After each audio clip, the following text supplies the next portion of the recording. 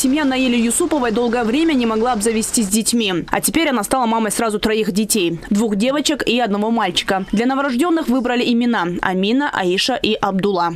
За нами очень хорошо ухаживает, прям очень такое внимание отдельное. Целую палату нам выделили, медсестру, все условия.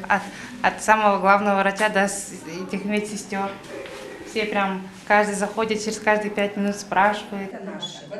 Младенцы родились путем кесарево сечения на 36-й неделе беременности. Они весили 3 килограмма 100 граммов, 2 килограмма 345 граммов и 2 килограмма 45 граммов. Так как младенцы родились раньше установленного срока, они около недели находились под наблюдением врачей в отделении интенсивной терапии. В связи с тем, что они были недоношены, они находились на интенсивном посту, наблюдались. На данный момент состояние удовлетворительное у мамы и у детишек. И сегодня такой замечательный день, когда мы их выписываем домой в свою семью.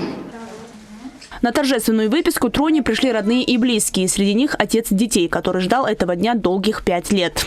Мы очень долго ждали этого дня. Это не объяснить словами. Это очень радостно.